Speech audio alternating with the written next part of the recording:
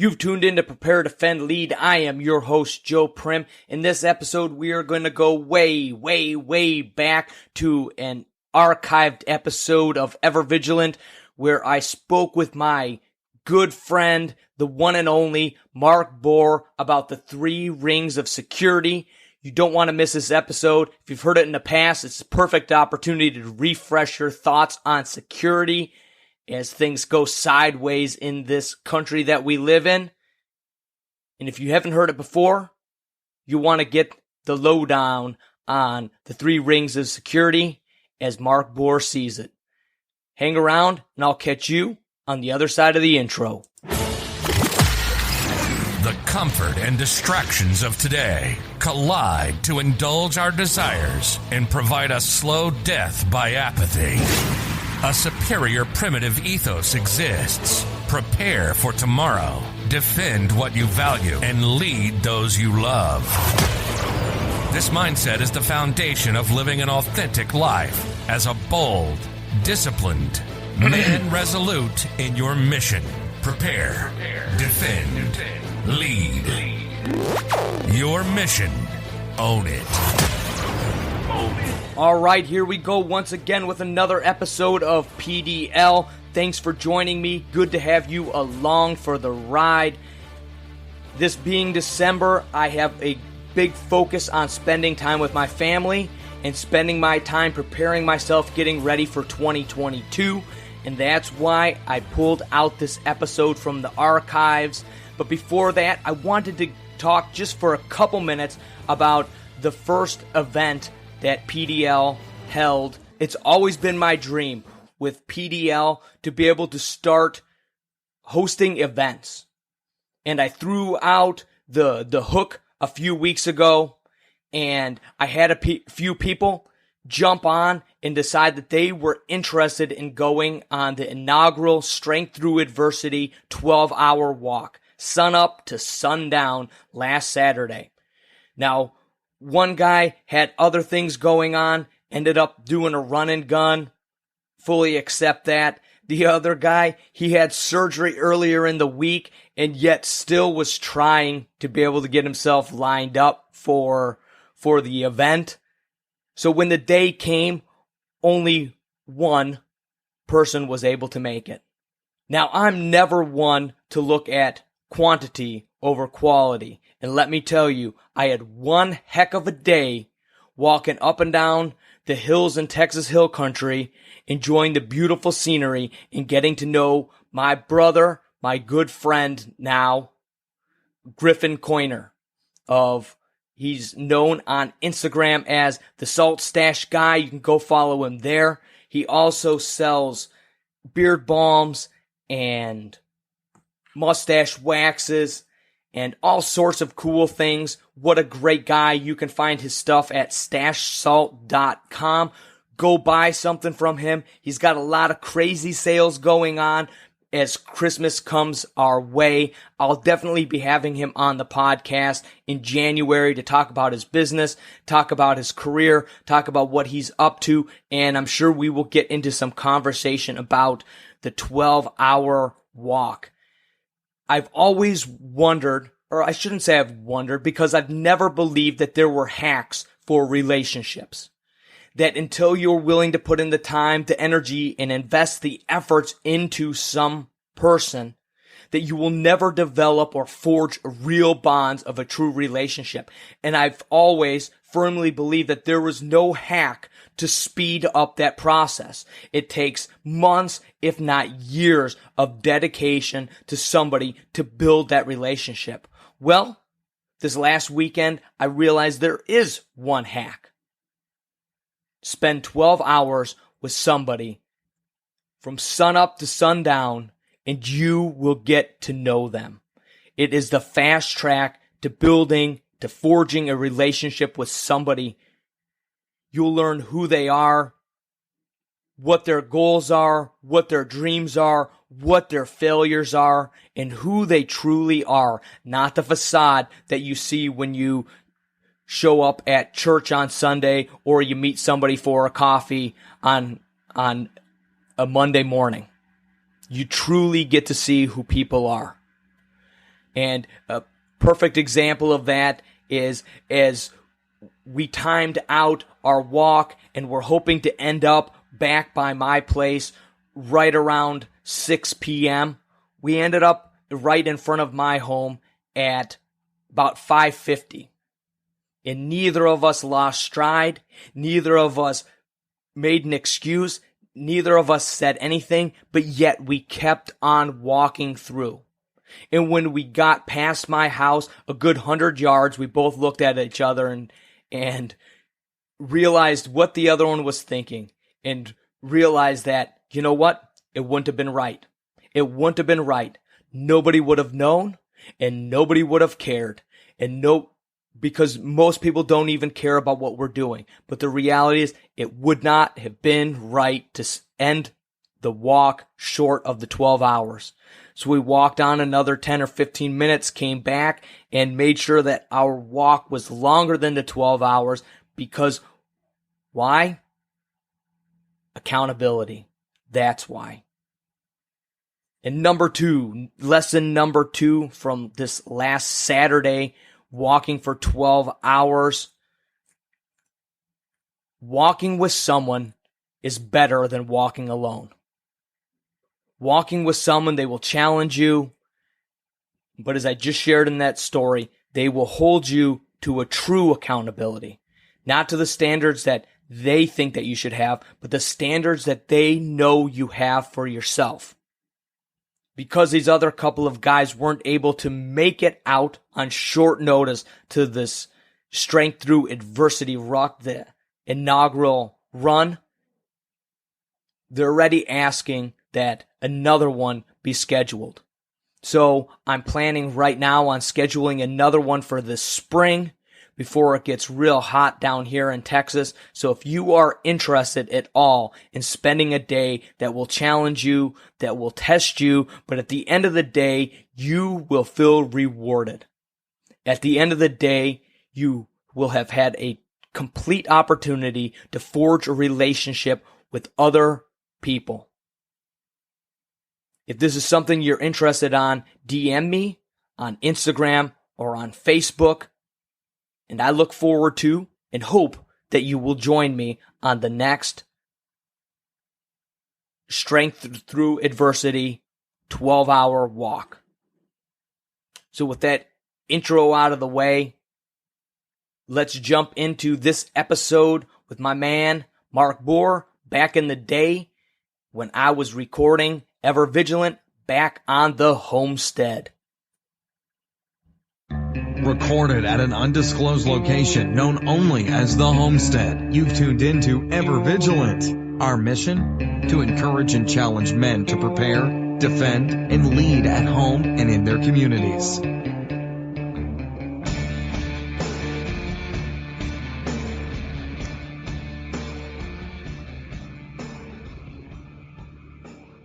This is episode 36, and I'm your host, Joe Prim. If this is your first time listening, thanks. I hope that you are challenged and encouraged by this episode. If you've listened in the past and you're coming back for more, thanks. I appreciate it. If you're enjoying this podcast, please share it with your friends, with your family, and with your enemies. It is important that we get this word out there to as many men as we possibly can. Each of us are fighting battles daily. There is no need to be fighting those battles alone. Let's reach out to one another. Let's help each other through this battle that we call life. If you haven't already, I challenge you this week to get started building your brotherhood in your local community. It's not a brotherhood on Facebook. You don't have just a brotherhood automatically when you show up to church each Sunday. You need to fight. You need to forge your own brotherhood of men around you that will encourage you, will challenge you, will hold you to a standard, that will help you become the man you want to be. And after you get things started, it no longer becomes just about you. It becomes about them helping you become the man you want to be, and you helping them become the men they want to be and need to be. Our world is changing quickly. It would be far better to start forming brotherhoods and start forming our own packs now, while we are free to do it, while it is easily done, while we can communicate freely as brothers in Christ on social media, let's not wait till things become difficult. Let's start forging these relationships now. You don't know where you will be in 6 months.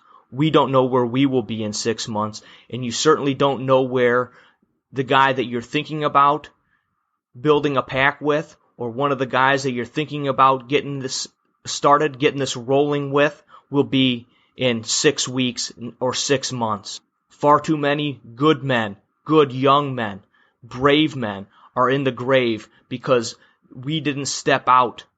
We didn't get out of our comfort zones and build community, build relationships, and build brotherhood with those around us. We must take ownership and we must start to act. The great podcast ahead of us here, talking with Mark Booher of Veritas. He's got a great principle-based security system he's going to share with us. 3 rings of security that you can use to evaluate your security for your personal life, for your church, for your home, for your business.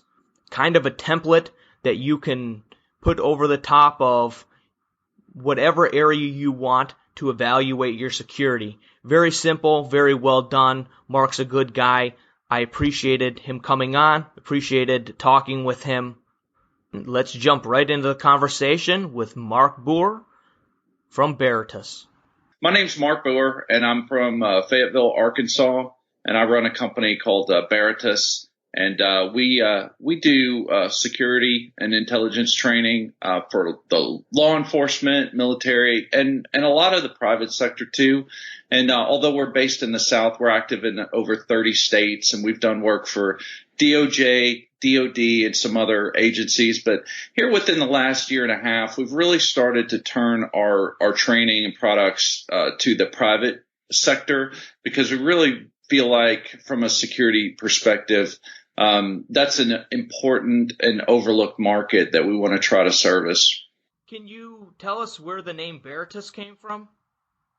Yeah, that's a brand new change for us. We used to run the company under Rubicon Training Group, and literally 2 months ago, we made the switch over, and we're still kind of struggling with the admin of getting everything, the social media and everything switched over. But Veritas is a Latin word. It means to roar, and it came out of the 4th century when the Roman army and the legions were pushing up in the northern borders and the Germanic frontier. You know, it was not uncommon for the Romans, when they would come into contact with foreign peoples, to adopt tactics and strategies, even equipment and things like that from the peoples that they were having conflict with or conquering. And there was a Germanic war cry that was being used by the tribes that they were coming into contact with, and they really liked it. Now, of course, the Germans didn't call it Veritas, and we really don't even know what it sounded like.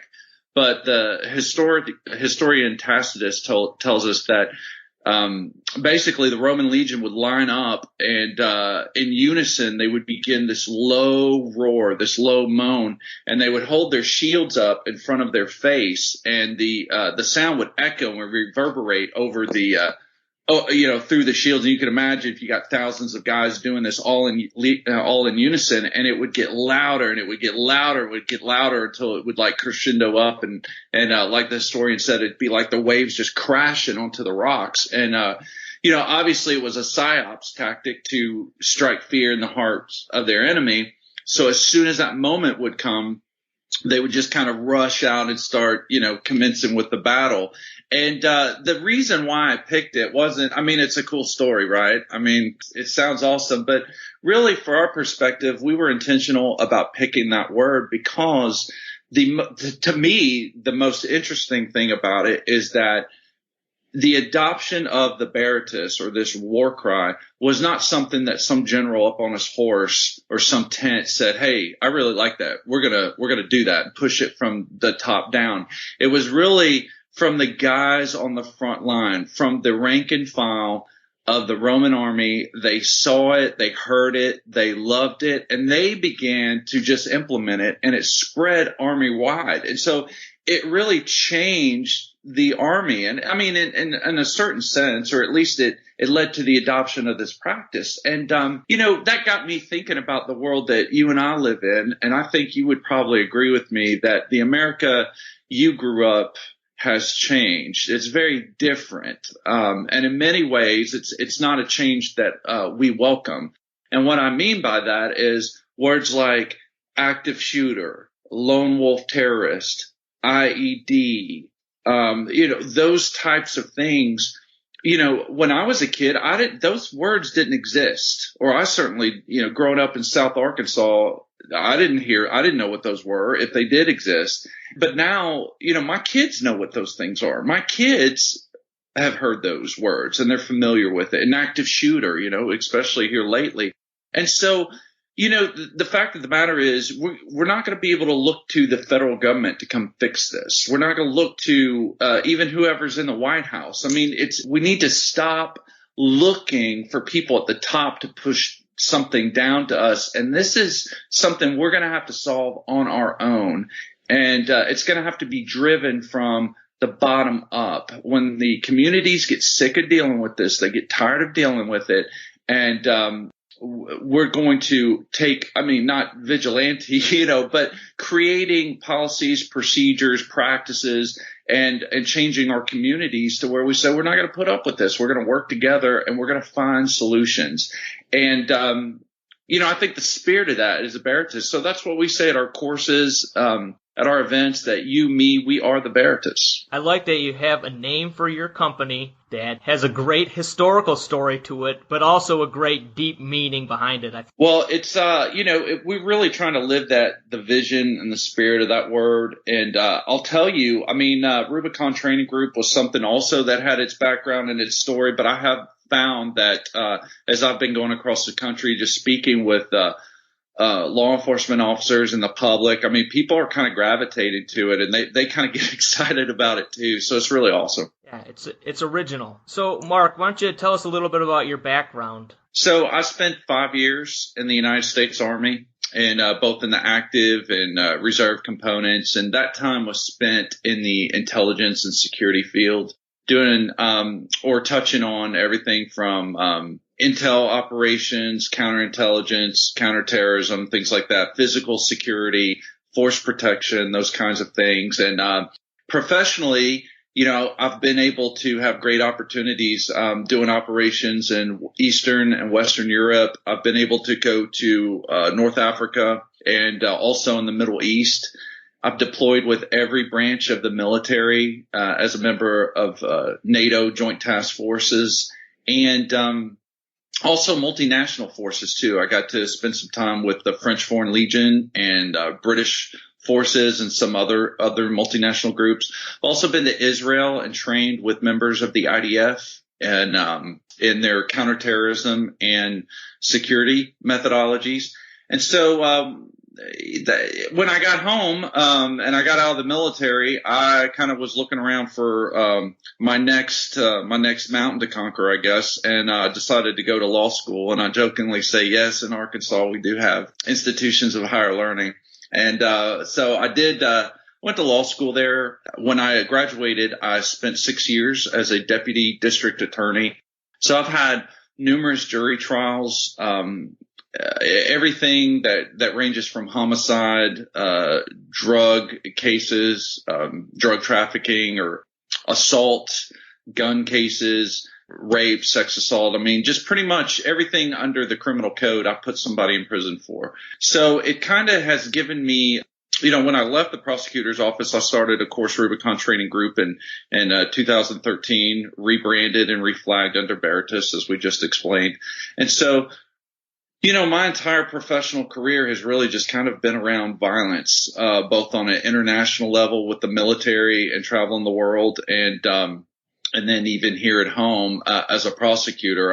I should say a student of violence, just studying how dynamics work, and I've really seen some principles that are kind of the same regardless of whether it's international or domestic. And so using those kinds of things kind of pointed me in the direction of starting this company to try to bring training to people both within the law enforcement community and the private sector to help them kind of gain an advantage over that, I guess I should say. That's really what you want in the military doctrine, right? You're always looking for an advantage over the threat and over the enemy.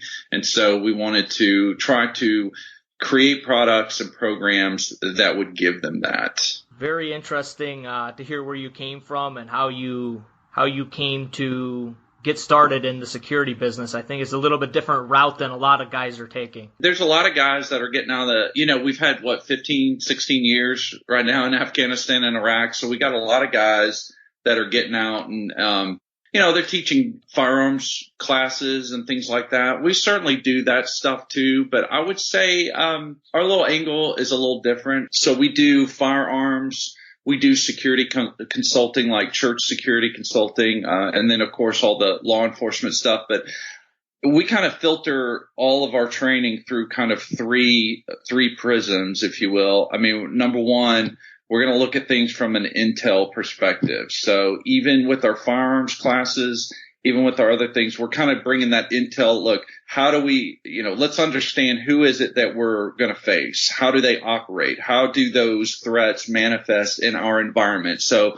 for example, the concealed carry holder, those threats may manifest a little differently than, let's say, a law enforcement officer that's doing a traffic stop, or, if you hear the news, the kind of ambushes and things like that they're getting involved in. So, those dynamics are a little differently. And so, maybe some of the training needs to be tweaked and kind of acknowledge that. Also, like with the church security, that we do, a lot of ours is prevention based. Like we don't want to just talk to people about run, hide, and fight. We don't want to talk just about what to do if something happens. We want to talk about, well, how do you prevent something from happening? And the only way you can truly do that is to understand the threat and to understand the enemy and how they operate, what their goals and objectives are, and then take protocols and steps to try to prevent that. So, so everything we do is going to be filtered through the intel prism, then through the law enforcement, just by virtue of our background with that, and then also the legal, right? So the legal ramifications. I'm probably one of the few. I'm actually the only attorney that I know, but that's, my experience is limited, but that's handled guns of crime violence both as a prosecutor and as a defense attorney. So when I got out, I spent about 6 months just doing work in the private sector while I was working on my business as a defense attorney. I didn't take that many cases, but one of them I did. Another lawyer and I defended a concealed carry holder who drew his weapon in self-defense. And we were thankfully able to resolve that successfully. So I don't know very many attorneys that have kind of dealt with, both prosecuting criminals and then also defending concealed carry holders like you and I. And so, how to shoot, when to shoot, and what to do afterwards. Those are things that we're going to cover in our courses that not everybody does. So that's kind of, I think, what kind of makes us unique and what we bring to the table. The world is definitely changing, like you were saying earlier, and there are more and more threats, and it seems like there's more violence around us. What can we do as individuals to start to raise that roar, raise that Veritas that you were talking about as individuals, as we try to spread this word out to the other men around us or other people that are in our sphere of influence? What can we do as individuals to make this roar get louder? Yeah. So our goals for every single person, whether you're on active duty, you're on patrol, or you're just a security-minded citizen, for everything we do, we want three things to happen when you come into contact with us. We want to raise your awareness. We want to help you understand the threat, and we want to enhance your defensive capabilities. Those three things. When you have those three things kind of firing on all cylinders and working together, then you're able to not only better protect yourself, you can really bring value to your community or to your family or whoever it is you're charged with protecting. If you want to talk about, let's just look, this works for anyone, but I assume most of your listeners are probably kind of more in the private sector, concealed security minded folks. So let's look at a framework for them on how they can pursue and evaluate their training. You got to have some kind of standard or way to measure, am I pursuing the right kind of training? Is it balanced and that kind of thing? And so one thing we like to talk about is like kind of looking at security like these 3 rings. We call it like 3 rings of personal protection. We'll just call it that. And it's principle based. I like using things that are principle based because number one, they're slow to change. They're universal. I can understand them quickly and I can apply them across the board, regardless of what I'm doing. So that's why, we like to look at it that way. And so let's look at the principles, before we look at the individual. It's the same way as the principles you would use to secure a building is the same principles you would use to secure a person. So what we mean, if we look at 3 rings, if you secure a building, right, every building, whether it's the White House, Fort Knox, or your own home, you kind of have this physical security ring. And that would look at the locks on your building, on your door, locks in the window, security alarm, things like that. Maybe you have a guard dog or something. But those are physical things that you put on the house that kind of keep unwanted people out, and you can kind of control that access. And then if you look at a bank or something else, then there's these protocols, right? The protocol controls the space of who comes in and who comes out. So if you look at things like name rosters, key cards that, where you can access certain doors that other people can't from the outside, right? So maybe, people can come into one part of the building, but they can't go into all parts of the building. And I think we've all been into buildings like that where we've experienced that. And then the third ring would be your intel, your intelligence, probably one of the more neglected areas and quite frankly, one of the most important ones. And that is who is out there that wants to do us harm. And how do they operate? How do they perpetuate violence and mayhem on other sites, locations, and personnel? And because if we can understand that, that's going to guide the other 2 rings, right? Or it's going to help us implement them more effectively. So that's your principles, right? The 3 rings: physical, your security protocols, and your intel ring.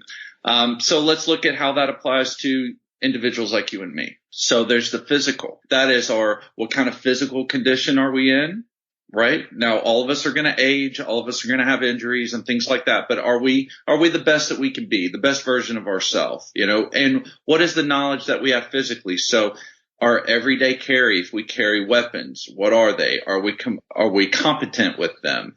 Our empty hand skills, if we have them, whatever. You see what I'm saying. For the police officers, it would be their ballistic vest, or even our military people, their helmets, their protective gear, depending on that. All that is encapsulated in your physical ring.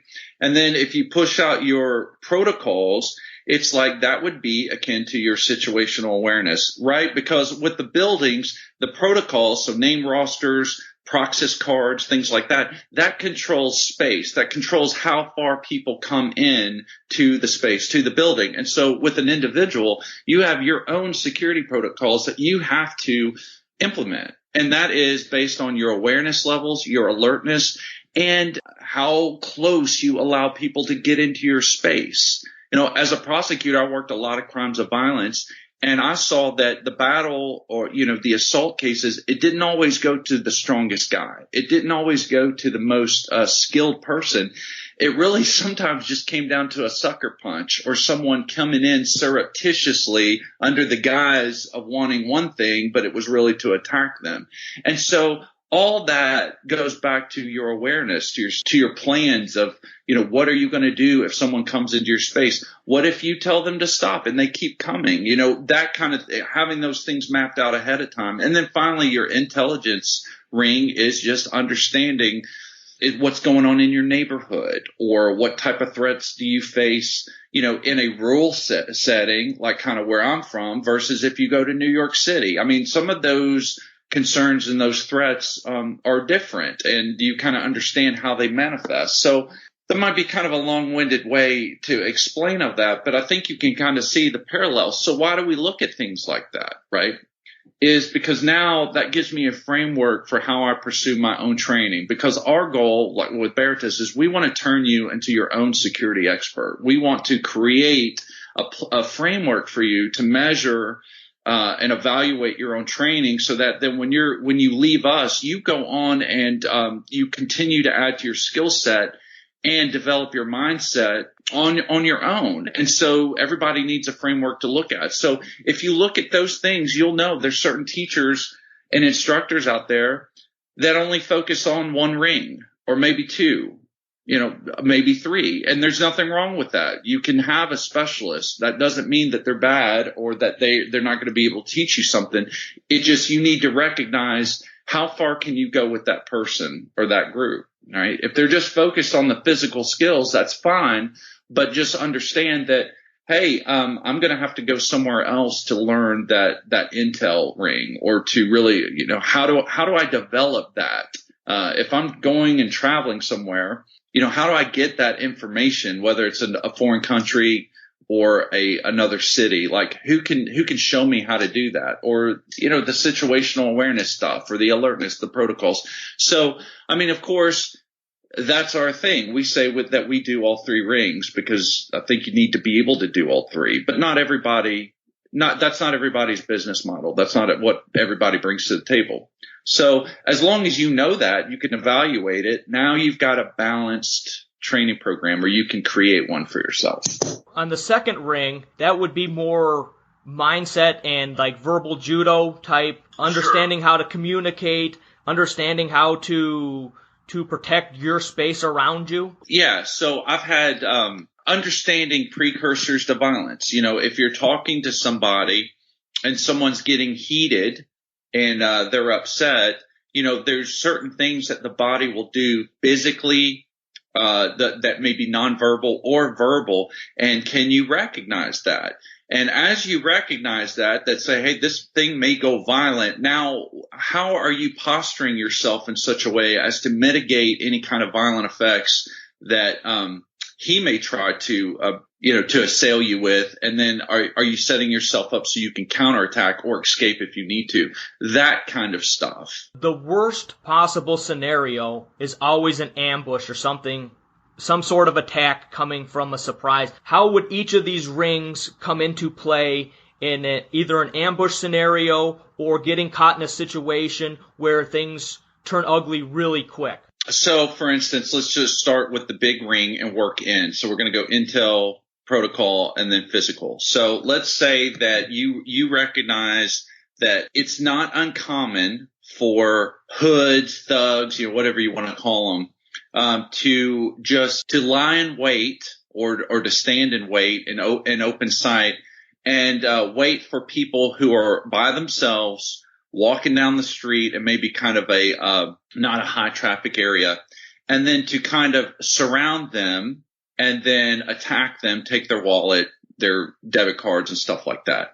And so if I know that, it's getting dark and I know that guys like to operate that way. And so I'm taking this from an actual case I had, as a prosecutor. If I find myself walking alone and I see four guys up ahead, now these guys may not mean me any harm, but if I can look at them and they keep looking at me, and they keep talking to each other and looking down and then keep looking at me and as though they're sizing me up. Well, I know based on my kind of information and intel of how I know that guys like this like to operate, they might be sizing me up to hit a lick, as they say, right? And so what I might do then is going to my protocol is when I see that, I may choose to cross the street. So now I'm trying to create distance and control space. Now, if I see two of them, if I'm walking past and I see the first two kind of crossing the street kind of in my direction, and I see the other two kind of crossing behind me, as is the case sometimes, I think it's pretty apparent what's going to go down, right? I mean, these guys one's going to try to envelop me, and the other guys are going to try to stop me, ask me for a light, or do something like that. But at least now I'm pretty sure, or I have a really good idea of the possibility of what would happen. And so then, choose what I'm going to do. Am I going to duck into a shop somewhere and see what they do? Am I going to just stop and talk to these guys if they flag me down. People certainly do that. I wouldn't recommend it necessarily. Am I going to get ready to draw a weapon? I mean, whatever. I mean, it's a case by case situation. And during these things, you don't really have a lot of time to think. But if you're not aware of how people operate, and that's not even in your mind, and you're lost in your cell phone or your iPod, or you're thinking about, the fight you just had, with your spouse or whatever, if your mind is somewhere else, right? That's part of your protocol. If your brain is somewhere else, then you're going to get caught flat-footed. And then your physical skills, you might be able to utilize them, but you're going to be at a disadvantage because they're ahead of time on you. Does that make sense? There's not one of these rings is more important than the other. They are all three of equal importance in your assessment, correct? Yeah, I mean, they really are. I mean, one is good, but I mean, I know I've had plenty of cases where there were people who had guns that are, that are dead, or that, or got injured, because they didn't have the advantage. They got surprised. They got ambushed, because they weren't attentive or didn't understand what was going on around them. And so, yeah, I mean, they all work together, and that's why you don't want to be overly focused just on one, right? You gotta kind of make sure everything's working together. Just for everybody's sake, Mark, will you go over those three rings again? And just kind of briefly hit on what the three rings were and what they each encapsulate?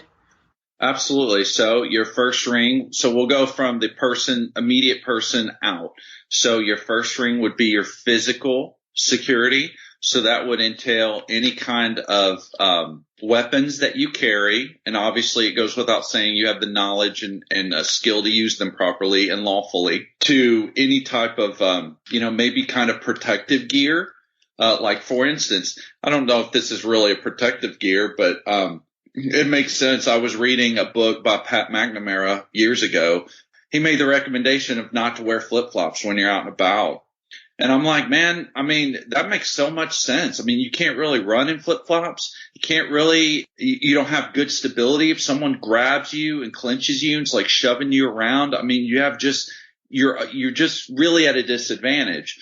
Or if there's an explosion or a wreck or an accident and there's glass on the ground or what, I mean, it really puts you in a disadvantage to wear things like that. And man, I mean, I read that thing years ago, and I don't wear flip-flops anymore, but that also, so what you're wearing, making sure you're equipped properly for the environment that you're in. Some people might think you're being over the top.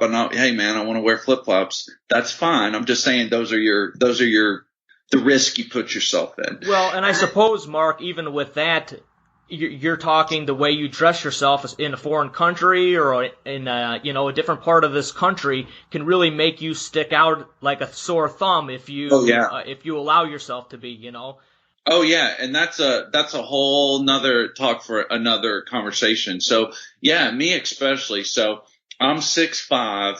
I don't blend in anywhere. I mean, unless I'm with a basketball team. I mean, I stick out. But I travel all the time. I travel by myself.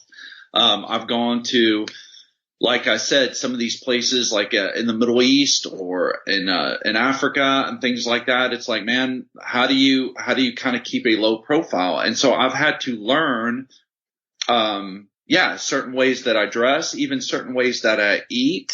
You'd be surprised. There are certain ways that Americans eat, just the way they hold a knife and fork. That's a little different than the way they do in Europe and everything. And what I found is that if I was smart about how I dressed and how I conducted myself, that I could pass myself. I mean, it's clear, I'm a Westerner, but I could pass myself off as a European, or I could pass myself off as a Canadian. In some of those areas, that's puts you in a better position than being an American. Maybe not much, but a little better. So yeah, that kind of stuff, all that, the way you present yourself, And now I think we're kind of going more into the protocol ring of how you carry yourself, how you, the amount of eye contact that you give people. But really, when we talk about protocols and the way we're training people, we're really focused on that, environmental assessment, to be able to read the cues, the social cues of the area, both from the crowds and from the individuals that you pick up as you're passing through, identifying things like exits, that you can escape or areas you can evade to, use of cover, that kind of thing, a knowledge of where the cover, where the concealment is, all that kind of stuff. But the main thing really is the alertness and the awareness, is being in tune to your environment, and then controlling your space and knowing who's coming into your space and how far you're going to let them come in before you act. And then finally is the intel ring. That's the information and intelligent rings about your environment, about who is out there that could do you harm, what is their preferred method of operation. And so that way, the value of that is so that if you see indicators of that, now you know that there's something, you have a basis to articulate what your suspicions are, because it's not based on just being paranoid or I'm in a new place and I'm kind of, I'm nervous about everybody, that kind of thing. No, you're actually can articulate what it is that's making you suspicious because you understand how the threat operates in that area. And that goes for, again, for everybody, regardless of whether you're in the military or law enforcement or a church security environment or just a concealed carry person.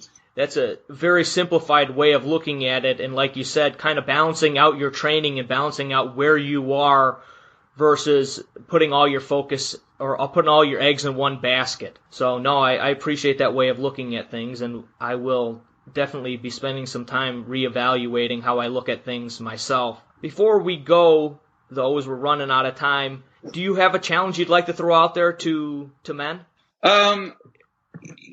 Yeah, I do. This is something that's like from my heart, that I've been really working about and praying to God about, really. Is so I have, I'm blessed to have a wife. I have 2 girls, and they're just growing up so fast. They're just growing so fast. And, I was just actually, before I got on this line, I was talking to a buddy of mine, and, the business end can just suck the business will go 24/7. If you wanted to work on it 24/7, it would take your time. It would steal that up. And meanwhile, life is happening. My girls are growing up. I mean, every time I blink, and, just making sure that I'm building memories with them, being intentional, and really, there's value in protection and training and working hard and trying to provide a living for your family. But if you're not connecting with them as the years go by and being intentional about it, then you're kind of a hired hand, really. You're not really being a father or a husband or a son or, whatever your relationship is, but just making sure you're intentional about your relationship with your family and your friends, because really that's what life is about. Good word. How about a piece of EDC gear you always carry with you, Mark? Pete, okay. Well, of course, when I can, and this is most of the time, I mean, I carry, my Glock 19 or, my Glock 17. I mean, the firearms, I do that, but knives and, there's tourniquet. It's hard to say one, but there is one, that you can carry just about anywhere, and that's a Streamlight, a tactical flashlight. And the one I like is a Streamlight Protect 2L. It's very small. It's very concealable. It's only 350 lumens, but that's more than enough. And I can use it as an impact weapon. It's good if I'm in the dark, trying to find my way around. I mean, it just has multiple uses. And I can carry it on a plane. I can carry it anywhere where weapons are prohibited and likely to be revealed, like going through metal detectors or things like that. So, people look at it, it's a flashlight. And I mean, nobody's gonna, I have yet to have somebody say you can't bring that in here. That's a popular one, Mark. That one comes up really often. Oh, that's it.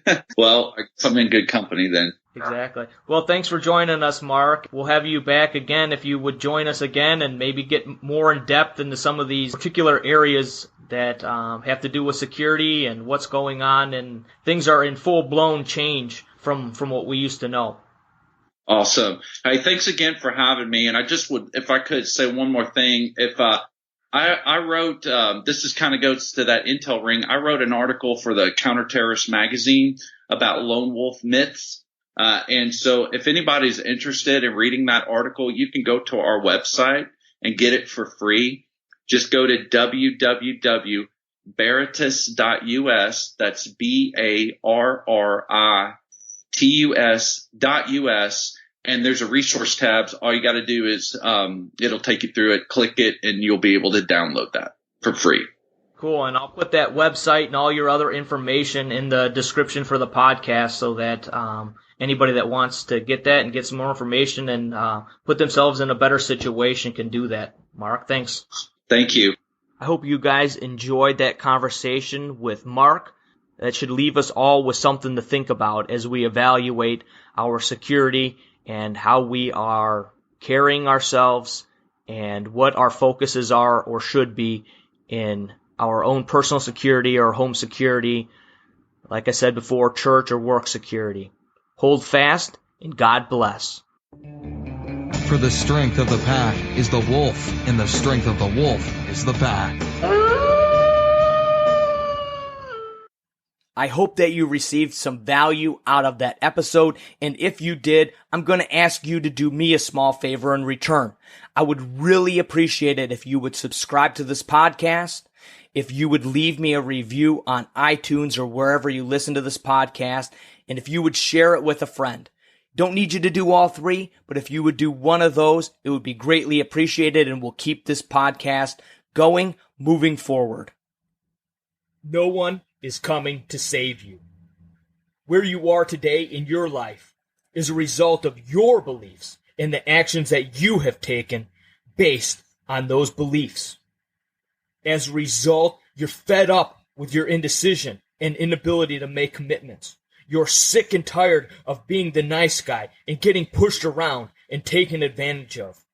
You're frustrated by your shallow faith and devotion to God.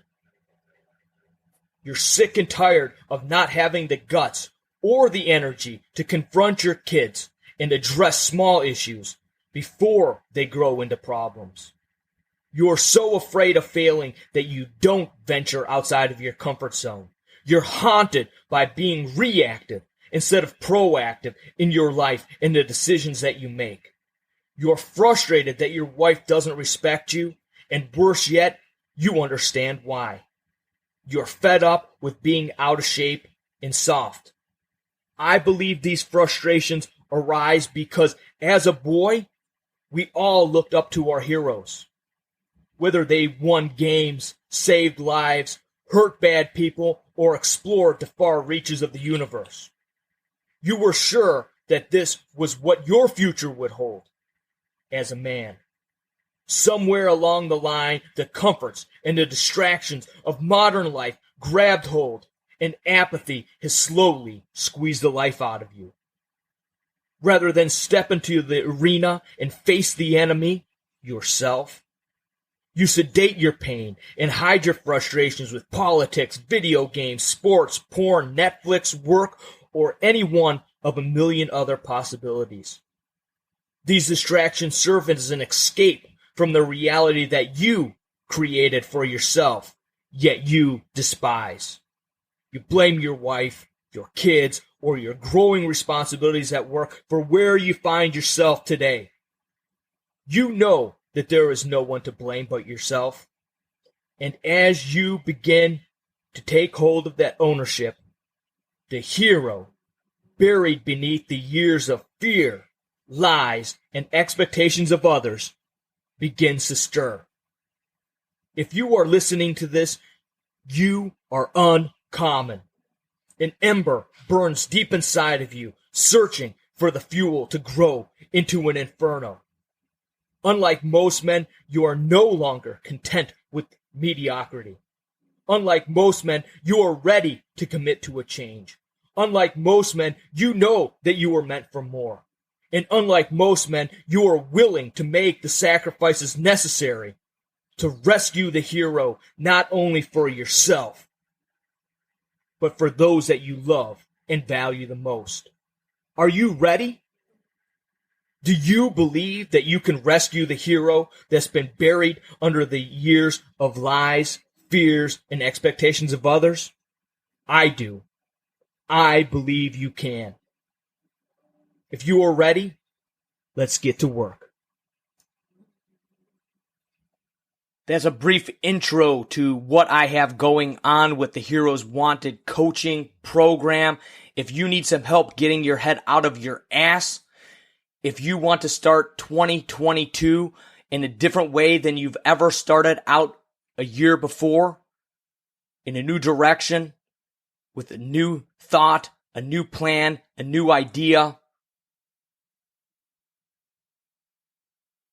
go to Prepare.Defend.Lead.com.